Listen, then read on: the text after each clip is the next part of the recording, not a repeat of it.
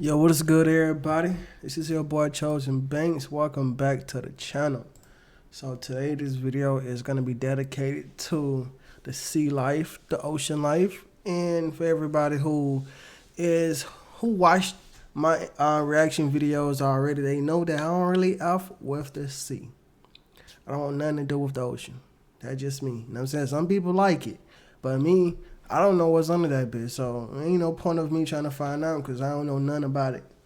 Now, so I guess this video would be a benefit of for the people who likes going to the ocean and stuff like that. Maybe there is some creatures out there underneath the ocean that can probably help you, that won't kill you, that won't see you as a threat and harm you. We're gonna find out today. But do me a favor, if you haven't liked or subscribed yet, hit that like and subscribe button and join the family. You know what I'm saying? What is you doing if you're not subscribed? Join the family. But like I said in all my videos, I ain't finna do a lot of talking, so let's go ahead and watch the video. In 1888, the schooner Brendel approached French Pass, a channel located between the New Zealand islands. Due to the rocks and strong currents, this area has always been considered incredibly dangerous for any ship. The crew had a serious challenge ahead of them, but soon the sailors noticed a dolphin, which began guiding the ship through a narrow channel. No shipwreck happened that day. It was weird. But that's not the only case. Marine creatures have been helping people for hundreds of years. How and why do they do it? Let's find out. To understand the reasons why marine animals act like that, we have to start from a seemingly unrelated matter. You'll get it later. This creature is the ocean sunfish. It looks pretty funny, like a child's drawing of a fish, though it does exist in real life and can weigh up to 2 tons. The female of the species can produce up to 300 million eggs at a time. In short, do you know how much that is? 300 million eggs at one time. It's like they gotta be so freaking small in order to like fit in that fish, or that has to be a giant fish. 300 million eggs. Many people might not know why fish have so much eggs. It's mainly because that many of them don't even see birth, I guess. I'm saying when they many of them don't even live to be alive. So they get eaten as eggs. And the ones that do get a chance to hatch are eaten before like the week is over, the day is over. So you really have maybe like a 1 to 5% chance of survival for the ones that are born. Not too many get to see adulthood. But 300 million? That's a lot. fish. It looks pretty funny, like a child's drawing of a fish, though it does exist in real life and can weigh up to 2 tons. The female of the species can produce up to 300 million eggs at a time. In short, that's quite an interesting fish. Like other animals, the sunfish suffers from parasites. Scientists have documented more than 50 species that live both inside and outside of this fish. The problem is, it's very hard to get rid of parasites when you look like this, so the sunfish asks birds for help. It floats close to the surface of the ocean and waits for seagulls to start ripping parasites from its body. It's a win-win for everyone. The seagulls have lunch, and the back of the fish is no longer itchy. That was a good deal. But what about this guy? I mean, it's obviously not a seagull, but you know what? The sunfish doesn't care. It got used to exploiting birds or smaller fish for cleaning. Besides, it's quite calm, so a human will do just fine. Yes, there's a reason this man just saddled a huge fish. For the sunfish, this is a typical mutually beneficial cooperation. And it liked it so much, it even returned to the guy's boat to get some more attention. And get rid of parasites. And probably get some back rubs. Now think about it. A huge and strong fish that isn't aggressive towards humans. It routinely comes to the surface to be cleaned, and in doing so, it considers humans as kind of seagulls. Turns out if you grab the sunfish, you can save yourself from drowning? Sounds a bit weird, but the theory is really interesting. Oh, and don't forget that the sunfish lives quite deep. Perhaps a human could just use it as a ride to the surface? Didn't find any research on this subject, so if you're into marine biology, not a bad idea for a thesis. Actually, when it comes to parasites that make poor animals so desperate they have to ask for help, I immediately think of some vile worms. But here we have something more exciting.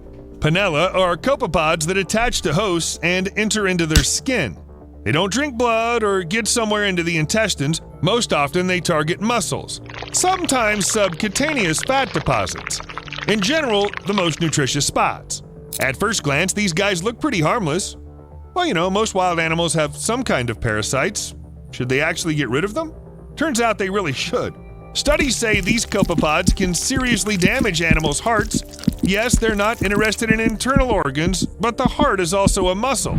After damaging it, Panella immediately take away so many health points from their host, it may well die in the cruel, wild nature. But the most annoying thing is that these parasites are very common problems for many marine creatures. Some species of crustaceans even target cetaceans. But don't think whales are big enough to ignore the parasites.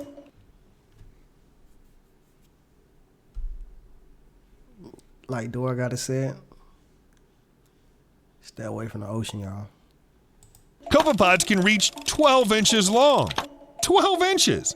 This is simply impossible to ignore, not to mention any barnacles, so the whales are also ready to accept help from humans, though in a bit different way. In 2018, off the coast of California, a whale jumped right onto the front of a boat. Just imagine, you're sailing in a nice company. You can see several whales nearby. We're busy having lunch. Everything seems to be completely fine. When suddenly one of them breaches the water. The hit was so strong it damaged the boat. The whale left quite a few barnacles on the deck, and it looks like it got hurt. But it didn't get too upset and just kept eating while the people tried to recover from the shock. It was as if it decided to use the boat for a good scratch, to exfoliate the skin. Okay, let's be honest. This case is unique. Usually whales don't use boats to get rid of parasites. Well, boats aren't very strong. They often turn over, and people in them usually aren't too happy about it, which is why whales are looking for rocks. Once a year, they go to shallow areas where they rub against rocks, shedding their skin, and along with it, parasites. Kind of like a whale rejuvenation treatment.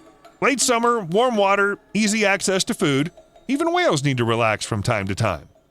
Well, do this 3 times a day, and you'll forget about parasites. That boy funny. I don't know his name, but he funny the way he talk.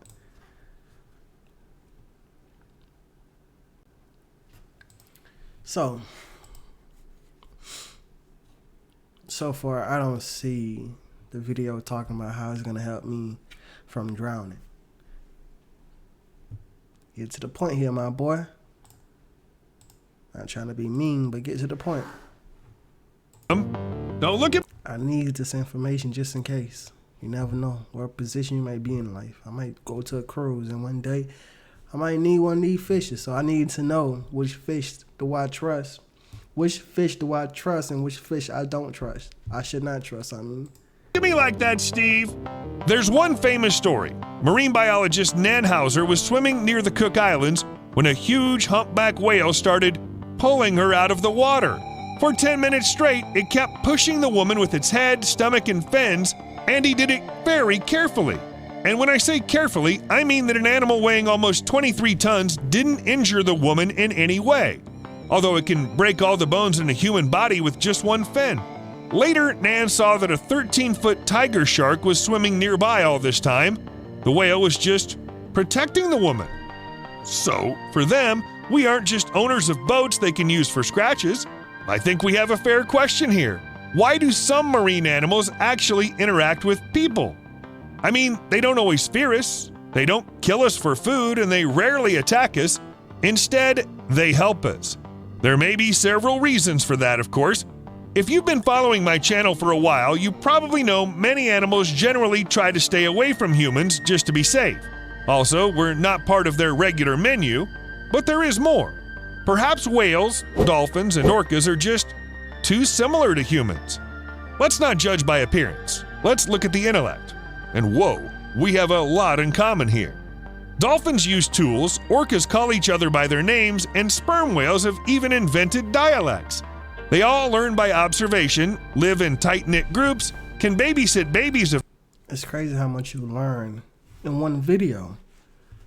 I like watching videos like this because, I live in the city. So I don't have too much interaction with like creatures besides, dogs, cats, horse here and there, you know what I'm saying? But the sea life, I like watching that shit from a distance. Because I ain't into that. Like I told you, I'm petitioning against the sea life. For anyone that has a problem with that, we can tussle. But on a real scale, I'm just joking. But on a real scale, though, I like watching these things because, you never know what position you might be in life. And one day, these videos might teach you enough to save your life. Of their kin, some scientists suspect marine mammals even know how to gossip. Given this set of skills, can't they consider humans their very distant relatives? Or even read their emotions? After all, whales and dolphins are quite capable of empathy when it comes to other whales and dolphins. So why wouldn't they learn to understand humans? By the way, since I mentioned the dolphins, let's get back to that dolphin from the beginning. The one that saved the schooner Brendel? This was not some unknown dolphin that one day accidentally appeared in the channel. Quick fact, though. I learned that a whale is a dolphin. Who knew that? I guarantee 99% of these viewers don't know that. I'm pretty sure you didn't know that. A whale is a dolphin. Like I say, you learn new stuff every single day. His name was Polaris Jack, and he's been guiding the ships for 24 years. Almost every ship that entered the strait was under his protection. And just so you understand, his help was really necessary. The width of the French Pass is only 1,640 feet, but the channel, that is the safe passage, is only 330 feet wide. Don't forget about powerful currents, very deep underwater pits, a reef, and you get a place that's better to be avoided. But the ships had to take that route. Luckily, they had Jack. Many sailors and travelers knew him. Jack was mentioned in local newspapers and depicted in postcards. Moreover, he became the first sea creature protected by law. Jack was last seen in 1912. He may have been a victim of fishermen, but most likely he died of natural causes, saving many human lives. Yet it's not clear why dolphins help sailors. There have been cases where dolphins have protected shipwrecked humans while they waited for rescue, and there are so many examples of other assistance that can be found in both ancient Greece and in modern headlines. Dolphins seem to enjoy helping people? Perhaps they consider us their younger siblings, poorly adapted to life. Or maybe dolphins have such developed empathy that they're ready to save any animals that are more or less close to them in terms of intelligence. In 2008, a dolphin named Moko suddenly came to the rescue of two pygmy sperm whales stranded in the shallow water. People spent an hour and a half trying to get the sperm whales back into the ocean, but every time they found themselves stranded on the beach again. Most likely, they kept getting disoriented and didn't know where to swim. And then Moko appeared. He pushed in between the people and sperm whales, and then the animals began communicating. I don't know what exactly the dolphin told these poor guys. Perhaps he hinted that the coast is damn different from water. Anyway, the pygmy sperm whales listened to Moko, and he led them to a safe depth. If you look at that, dolphins might even be better lifeguards than humans.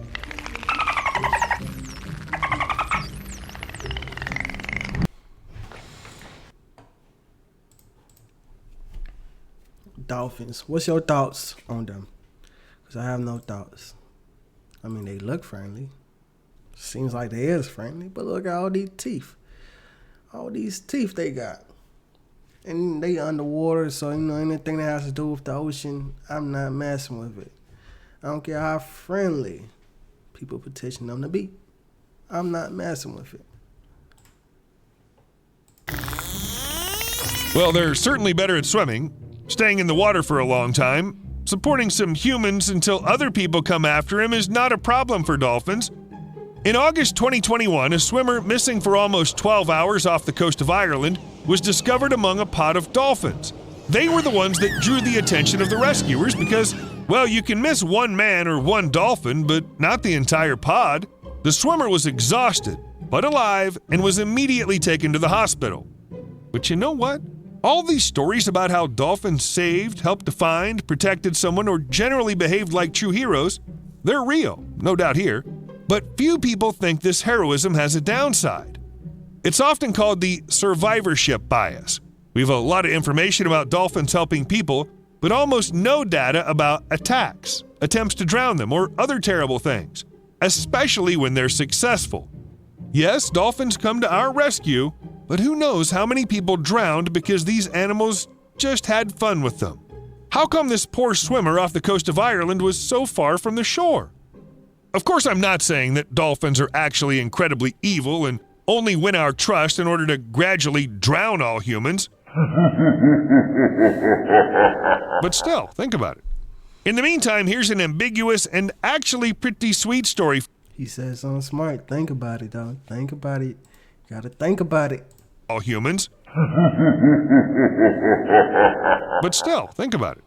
In the meantime, here's an ambiguous and actually pretty sweet story for you. In the municipality of Laguna in Brazil, bottlenose dolphins herd fish right into the fishermen's nets. And soon as the prey is in the right zone, the dolphins splash the water to alert people. About 50 dolphins act like shepherd dogs, guiding the fish in the right direction, while the rest of the pod watches from afar. Maybe it's something like a show for them. According to local fishermen, this behavior's been going on for generations. That is, dolphins teach their babies to help humans, passing on the information. It's just not clear why. Animals don't get any food. Fishermen have never tamed them. This can't be out of pure altruism, can it? I mean, dolphins are, of course, incredibly smart, have emotions and all that, but they are still animals. And then Steve reminded me of one very important thing. Dolphins really love to play. They spend most of their day playing, catching waves, doing somersaults by jumping out of the water, chasing each other, playing with any objects and creatures they come across. Scientists noticed that different pods of dolphins have different games. They're passed down from generation to generation, so maybe helping people with fishing is also just one of their traditional games. Makes sense. Dolphins get their entertainment by herding fish and teaching this to their offspring. Who could expect animals to have such traditions? What's next? Dolphins' military dynasty? Actually, I wouldn't even be very surprised, because dolphins really, served in the Army. The armies of the USSR and the USA used to train marine mammals for various purposes. Dolphins could rescue missing people, protect warships from enemy divers, clear mines, and also help search for lost equipment. And don't think that today dolphins no longer serve in the military. Many countries still train them, and some even talk about using dolphins as a weapon? But this is a story for another time. See you later. Wow. I am baffled. But, you know what I'm saying? It just means I'm not really an ocean life type of person, but you might be, are. You might be. So I'm not really gonna speak on it. But let's read the comment section though. Animals are smart. They can tell when we're in danger or in bad mood. Animals are not dumb. They are way smarter than we give them credits for. I also notice how they do the mouth thing that dogs do when they're with their owners. If I'm not mistaken, dolphins play with pufferfish because it makes them high. My boy, I think you need to go to rehab. I got my mother hooked on this channel. No, thank you. This is a very dope channel, though. I learned a lot from this channel. But that's the end of the video, you guys. So do me a favor, hit that like and subscribe button if you enjoyed this video. For all my new viewers and old viewers, make sure you subscribe. Have a good day.